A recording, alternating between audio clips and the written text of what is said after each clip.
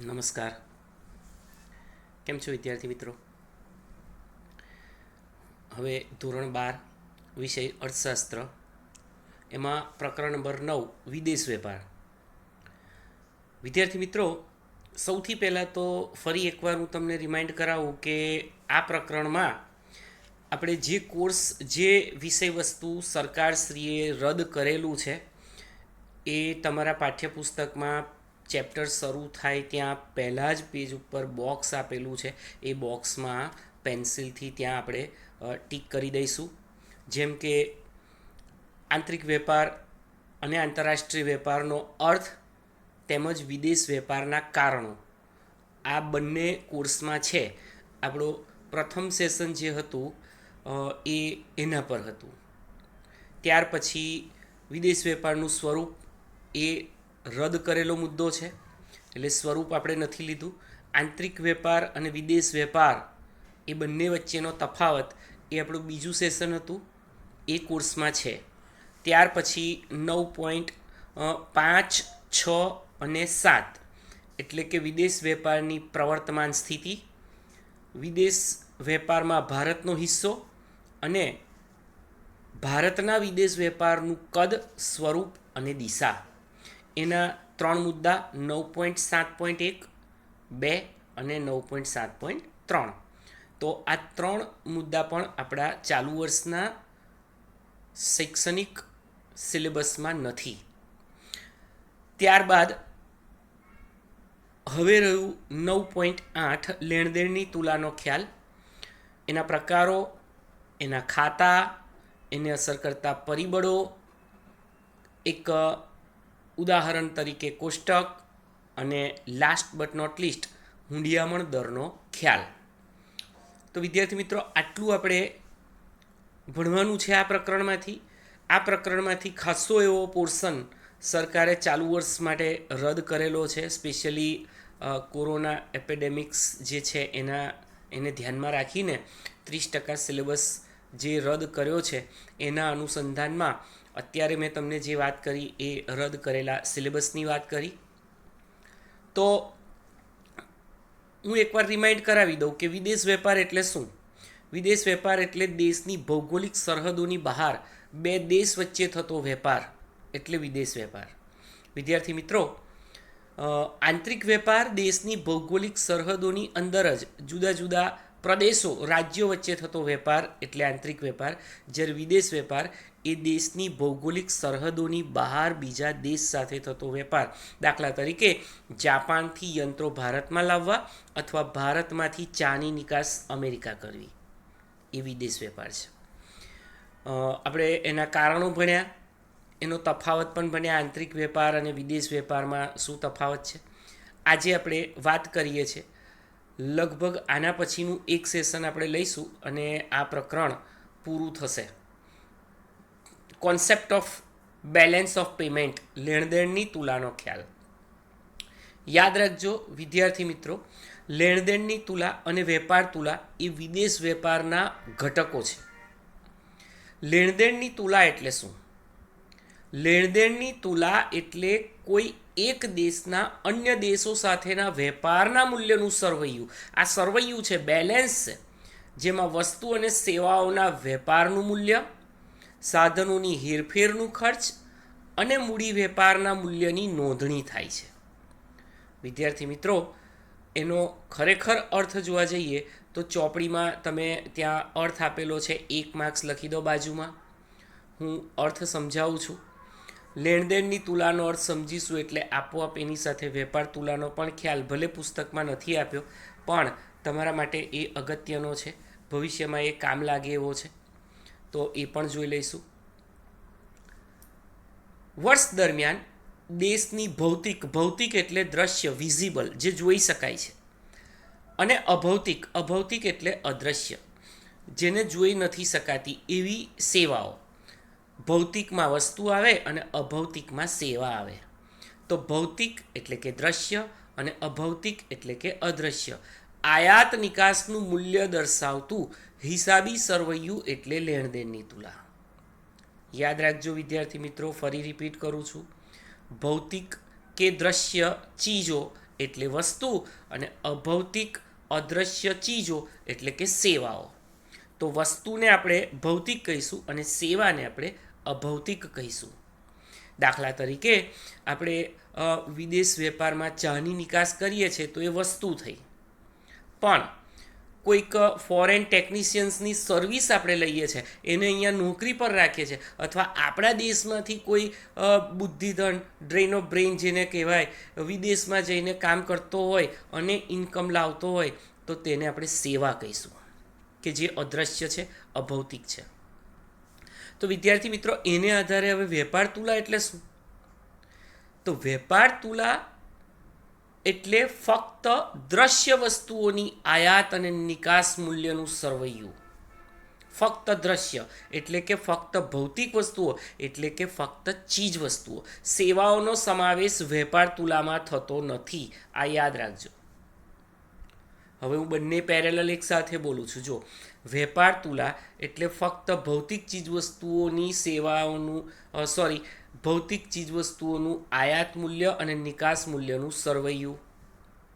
જ્યારે લેણદેણની તુલા એટલે વર્ષ દરમિયાન દેશની ભૌતિક અને અભૌતિક બંને આયાત અને નિકાસ મૂલ્ય દર્શાવતું હિસાબી સરવૈયું એટલે લેણદેણની તુલા. ખ્યાલ આવી ગયો હશે બરાબર? વેપાર તુલામાં ફક્ત ચીજવસ્તુ આવે અને લેણદેણની તુલામાં ચીજવસ્તુ પણ આવે અને સેવા પણ આવે. હવે લેણદેણની તુલા જે છે એને બે બાજુઓ હોય. બે બાજુઓ એટલે કે જમા બાજુ અને ઉધાર બાજુ. વિદેશો પાસેથી દેશને થતી બધી જ આવકો જે છે એ આપણે જમા બાજુ નોંધવાની છે, અને વિદેશોને થતી બધી જ ચૂકવણીઓ ક્યારે કરીએ? આયાત કરીએ ત્યારે. અને આવક ક્યારે આવે? નિકાસ કરીએ ત્યારે. તો નિકાસ મૂલ્ય જમા બાજુએ નોંધાય અને આયાત મૂલ્ય ઉધાર બાજુએ નોંધાય. આ યાદ રાખજો. ફરી રિપીટ કરું છું, આયાત મૂલ્ય એટલે ચૂકવણી. જ્યારે આપણે વિદેશમાંથી ચીજવસ્તુ કે સેવાની આયાત કરીએ ને તો આપણે પેમેન્ટ કરવું પડે, ચૂકવણી કરવી પડે હુંડિયામણની. તો એ હુંડિયામણ ઉધાર બાજુએ દર્શાવીશું. અને નિકાસ કરીએ ને ત્યારે વેચાણ કર્યું કહેવાય, એટલે કે હુંડિયામણની કમાણી થાય અને એ કમાણી આપણે જમા બાજુ નોંધવાની છે. તો લેણદેણની તુલાને પણ બે બાજુઓ હોય છે. હવે લેણદેણની તુલાના પ્રકારો. લેણદેણની તુલા બે હોય, સમતોલ અને અસમતોલ. સમતોલ તુલામાં જમા અને ઉધાર બાજુના સરવાળા સરખા હોય છે, એને સમતોલ કહેવાય, બેલેન્સ્ડ. અને અસમતોલ એ તુલામાં જમા અને ઉધાર બાજુના સરવાળા સરખા હોતા નથી, એને અસમતોલ કહેવાય છે. જ્યારે જમા બાજુનો સરવાળો ઉધાર બાજુના સરવાળા કરતાં વધારે હોય તો લેણદેણની તુલામાં પુરાંત છે એમ કહેવાય. ત્યાં અંડરલાઈન કરો, પુરાંતવાળી લેણદેણની તુલા. એટલે કે નિકાસ કમાણી વધારે અને આયાત ચૂકવણી ઓછી તો પુરાંત. આપણી આવક વધારે હોય અને ખર્ચ ઓછો હોય તો ખિસ્સામાં જમા રકમ પડી રહે ને તો એને પુરાંત કહેવાય. એનાથી બિલકુલ ઓપોઝિટ, ઉધાર બાજુનો સરવાળો જમા બાજુના સરવાળા કરતાં વધારે હોય એટલે કે નિકાસ મૂલ્ય ઓછું હોય અને આયાત મૂલ્ય વધારે હોય ત્યારે લેણદેણની તુલામાં ખાધ છે એમ કહેવાય, ખાધવાળી લેણદેણની તુલા. ડબલ એન્ટ્રી બુક કીપિંગ એટલે કે નામા પદ્ધતિ, દ્વિનોંધી નામા પદ્ધતિ. ડબલ એન્ટ્રી બુક કીપિંગ એટલે દ્વિનોંધી નામા પદ્ધતિ. તમે જે એકાઉન્ટ ભણો છો ને એ, તો એ પ્રમાણે લેણદેણની તુલા હંમેશા સમતોલ હોય છે.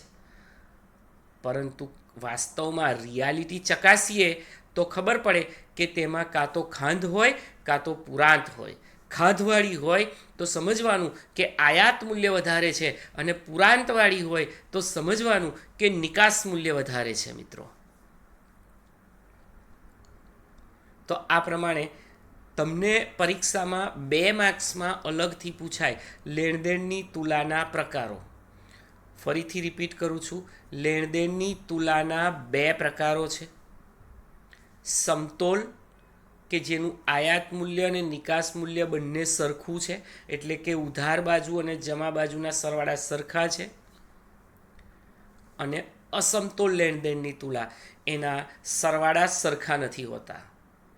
એટલે કે આયાત મૂલ્ય વધારે અને નિકાસ મૂલ્ય ઓછું તો લેણદેણની તુલા ખાધવાળી કહેવાય, અને નિકાસ મૂલ્ય વધારે અને આયાત મૂલ્ય ઓછું તો એને પુરાંતવાળી કહેવાય, કારણ કે આવક વધારે છે અને ખર્ચ ઓછો છે. તો આ પ્રમાણે લેણદેણની તુલાના પ્રકારોની વાત થઈ. હવે આપણે લેણદેણની તુલાના ખાતાઓનો પરિચય મેળવીએ. વિદ્યાર્થી મિત્રો, લેણદેણની તુલામાં બે ખાતા હોય, ચાલુ ખાતું અને મૂડી ખાતું. આ બરાબર સમજજો. ચાલુ ખાતું અને મૂડી ખાતું. ચાલુ ખાતું જેમાં જમા અને ઉધાર રકમો નોંધાશે. કઈ કઈ રકમો? તો ભૌતિક વસ્તુઓના વેપારનું મૂલ્ય અને અભૌતિક સેવાઓનું મૂલ્ય. પહેલા વાત કરીએ ભૌતિક વસ્તુઓના વેપારનું મૂલ્ય. ભૌતિક એટલે જે જોઈ શકાય છે, જે દ્રશ્ય છે, જે ચીજ વસ્તુ છે, એને ભૌતિક કહેવાય. ભૌતિક વસ્તુઓની નિકાસ કમાણી જમા બાજુ અને ભૌતિક વસ્તુઓની આયાત પાછળનો ખર્ચ ઉધાર બાજુ નોંધવામાં આવે છે. આ વિભાગનો સરવાળો એટલે વેપાર તુલા. હવે યાદ કરો, મેં હમણાં જ તમને આપણા આ સેશનની શરૂઆતમાં જ વેપાર તુલાનો પણ અર્થ કહ્યો હતો. એનો અર્થ એવો હતો કે વર્ષ દરમિયાન દેશની ફક્ત ભૌતિક એટલે કે દ્રશ્ય ચીજવસ્તુઓનું આયાત નિકાસનું મૂલ્ય દર્શાવતું હિસાબી સરવૈયું એટલે વેપાર તુલા.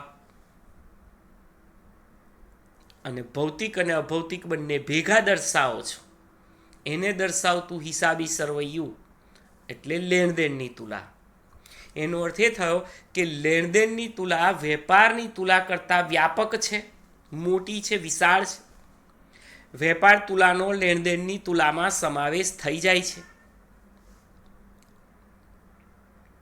હવે તમે જુઓ, આપણે જોયું કે ભૌતિક વસ્તુઓની નિકાસ કમાણી અને આયાત પાછળનો ખર્ચ, આ બંનેનો સરવાળો બેલેન્સ વેપાર તુલા. દેશમાં ભૌતિક વસ્તુઓની આયાત ચૂકવણીઓ ભૌતિક વસ્તુઓની નિકાસ કમાણી કરતાં વધારે હોય તો વેપાર તુલામાં ખાધ આવે. એટલે કે ચૂકવણી વધારે અને આવક ઓછી. ચૂકવણી ક્યારે હોય? આયાત કરો ત્યારે ચૂકવણી થાય અને નિકાસ કરો ત્યારે કમાણી થાય. તો ચૂકવણી વધારે અને કમાણી ઓછી તો ખાધવાળી વેપાર તુલા. એનાથી ઉલટું, નિકાસ કમાણી વધારે અને આયાત ચૂકવણી ઓછી તો પુરાંતવાળી વેપાર તુલા ગણાય. હવે તમને એવો પ્રશ્ન 1-2 માર્ક્સમાં પૂછાય, વેપાર તુલા ખાધવાળી ક્યારે હોઈ શકે? અથવા વેપાર તુલા પુરાંતવાળી ક્યારે હોઈ શકે? તો તમારે આ લખવાનું. હું બોલું છું, દાખલા તરીકે એવું પૂછાય કે ભાઈ વેપાર તુલા પુરાંતવાળી ક્યારે હોય? તો તમારે લખવાનું કે ભાઈ જ્યારે વેપાર તુલામાં નિકાસ મૂલ્ય આયાત ચૂકવણી કરતાં વધારે હોય ત્યારે વેપાર તુલા પુરાંતવાળી હોય. પણ યાદ રાખજો, ફક્ત દ્રશ્ય ચીજ વસ્તુઓ, કારણ કે આ વેપાર તુલા છે. તો આ થઈ ભૌતિક વસ્તુઓનું વેપારનું મૂલ્ય.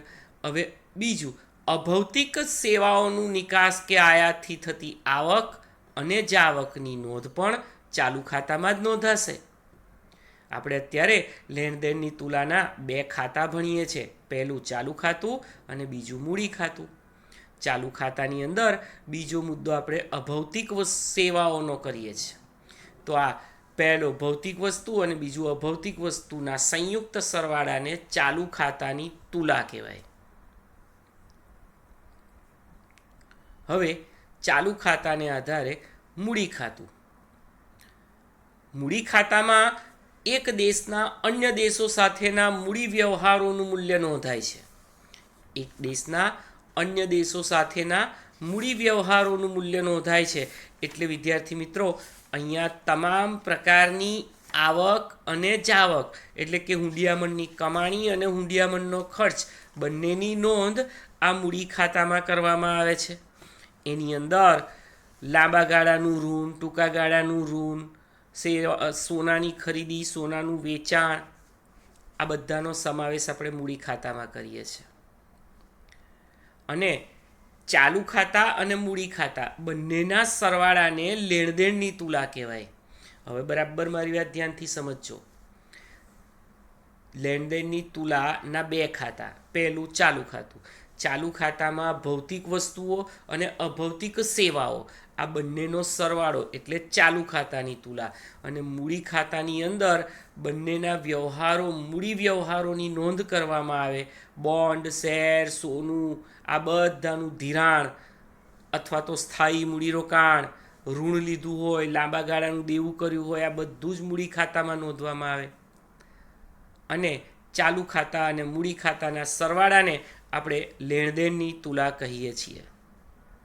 તો વિદ્યાર્થી મિત્રો, આ પ્રમાણે આજે આપણે ભણ્યા લેણદેણની તુલાનો ખ્યાલ, લેણદેણની તુલાના પ્રકારો અને લેણદેણની તુલાના ખાતાઓ, એમાં ચાલુ ખાતું અને મૂડી ખાતું, એને રિલેટેડ પ્રશ્નો પાછળ આપેલા જ છે.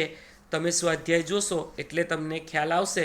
જેમ કે 5મો MCQ, વેપાર તુલા એટલે શું? વેપાર તુલા છે એટલે ફક્ત દ્રશ્ય વસ્તુની તુલા, સેવા આવશે નહીં. બરાબર. પછી બીજું, લેણદેણની તુલામાં કેટલા ખાતા હોય? હમણાં જ ભણ્યા. લેણદેણની તુલામાં 2 ખાતા હોય. ઓપ્શન આપશે તમને 1, 2, 3 અને 4. આપણે પસંદ કરવાનું 2. ઓકે. ત્યાર પછી લેણદેણની તુલાનો અર્થ આપો અને વેપાર તુલાનો અર્થ આપો. હું ફરી કહું, વેપાર તુલામાં ફક્ત ભૌતિક ચીજ વસ્તુઓનું આયાત મૂલ્ય અને નિકાસ મૂલ્ય, જ્યારે લેણદેણની તુલામાં ભૌતિક વસ્તુ અને અભૌતિક સેવાઓના આયાત મૂલ્ય અને નિકાસ મૂલ્ય દર્શાવતું હિસાબી સરવૈયું. આ બંનેમાં વર્ષ દરમિયાન એવું ઉમેરી દેવાનું શરૂઆતમાં. એટલે 2 માર્ક્સના અર્થ થઈ ગયા. બરાબર છે. ત્યાર પછી લેણદેણની તુલા, ચાલુ ખાતા, મૂડી ખાતાનો તફાવત, બંને વચ્ચે આપણે વાત કરી કે ભૌતિક વસ્તુનું વેપાર મૂલ્ય, અભૌતિક વગેરે. અને લેણદેણની તુલાનો અર્થ આપી, મોટો પ્રશ્ન, તેના પ્રકારો અને ખાતાઓ જેની આપણે વાત કરી, તેમજ લેણદેણની તુલાને અસર કરતા પરિબળો, જે આપણે આના પછીના નેક્સ્ટ સેશનમાં જોઈશું. લેણદેણની તુલાને અસર કરતા પરિબળોની સમજૂતી આપો ને જણાવો. તો આ પ્રમાણે આજના આ સેશનમાં આપણે આટલા પ્રશ્નો, ટૂંકા પ્રશ્નો, ઓબ્જેક્ટિવ ટાઈપના, અને 5 માર્ક્સનો મોટો પ્રશ્ન એ પછી લખવાનો છે. અને ત્યાર પછી આપણે નેક્સ્ટ સેશનમાં હુંડિયામણ દરનું નિર્ધારણ ભણીશું. Thank you.